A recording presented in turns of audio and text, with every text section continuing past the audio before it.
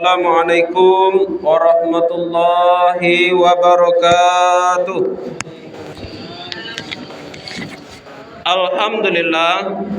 Alhamdulillahirabbil alamin. Wassalatu wassalamu ala asyrafil anbiya'i wal mursalin wa ala alihi wa sahbihi ajmain. Amma ba'du.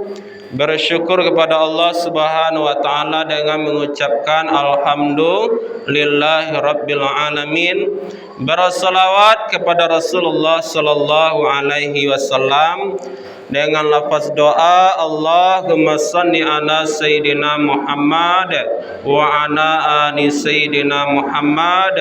Yang saya hormati pengurus musala, kemudian bapak-bapak, ibu-ibu jamaah Arafah yang insyaallah dimuliakan oleh Allah Subhanahu wa taala. Bapak Ibu jamaah Arafah yang dirahmati oleh Allah Subhanahu wa taala, judul kultum kita pada malam yang ke-18 ini, 3 amalan yang tidak terputus setelah kematian. Bahwa setiap manusia yang hidup pasti akan mati.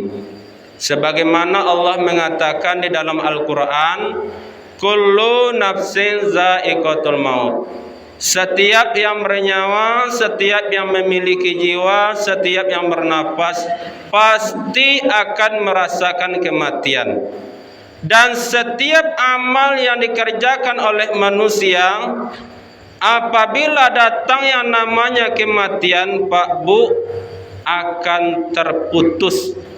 Sebagaimana hadis Nabi mengatakan, idza matal insan inqata'a amaluhu. Apabila meninggal manusia, maka terputuslah seluruh amal-amal ibadahnya. Yang dulu rajin inyo sembahyang, mati ndak sembahyang lagi.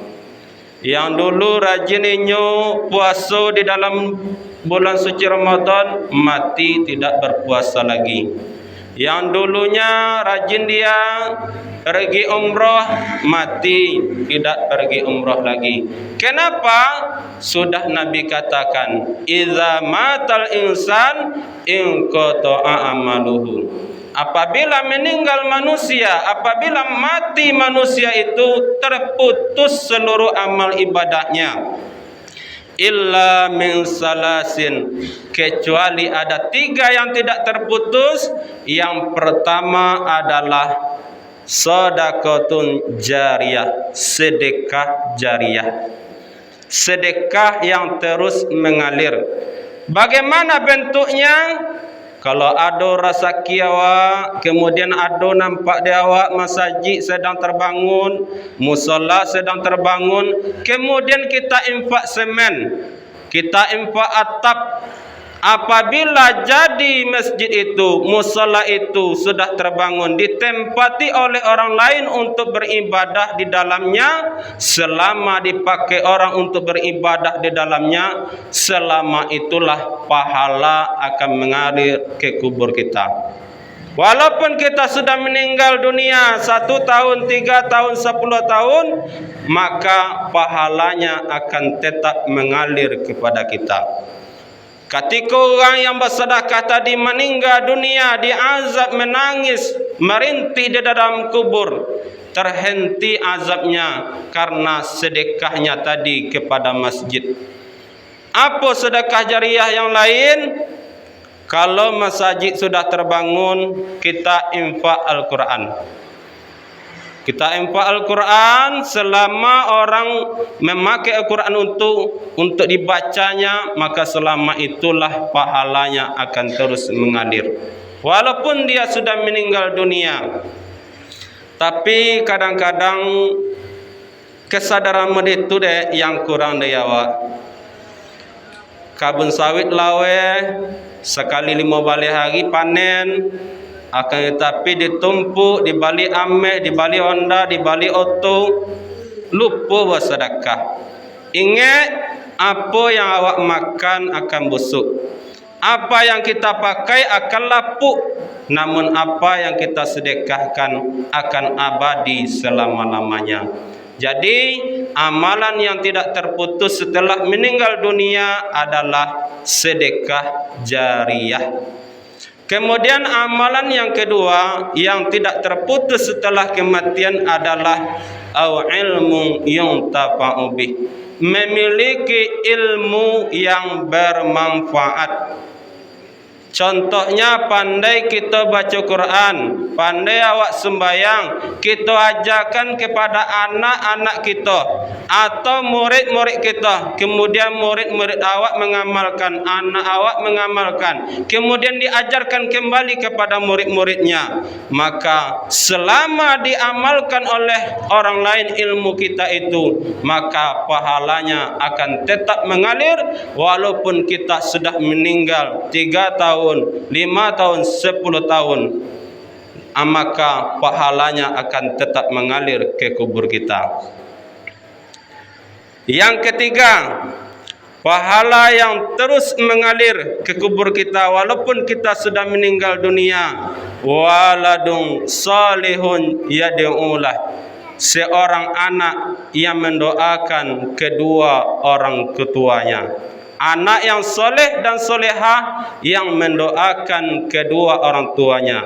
Ketika orang tuanya meninggal dunia, ayahnya, ibunya meninggal dunia, menangis merintih diazab di dalam kubur, terhenti azabnya Pak, gara-gara doa anak yang soleh dan solehah. Allahumma ghafir lana dzunubana wa liwalidayna warhamhuma kama rabbayana shaghira. Terhenti azab orang tuanya gara-gara doa anak yang soleh dan solehah.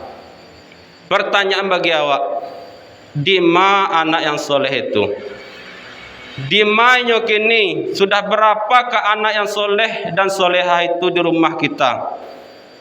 Bagaimanakah kita menikmati nikmatnya ketika berada di dalam kubur? Sedangkan anak pertama pecandu narkoba, anak kedua main judi, anak ketiga tidak tahu ilmu agama. Nauzubillahi min zalik. Maka daripada itu Bapak Ibu, kalau kita punya anak, didiklah dari ketek, ajarkan ilmu agama. Indak pandai orang tua mengajarkan ilmu agama, titipkan ke MDA. Supaya apa? Supaya kita nanti setelah meninggal dunia, anak yang soleh dan solehah itulah yang mendoakan kita. Mudah-mudahan kultum yang singkat ini bermanfaat. Keutamaan salat tarawih pada malam yang ke-18 ini, malaikat berkata kepada kita, wahai hamba Allah, Allah telah meridhoimu dan meridhoi kedua orang tuamu.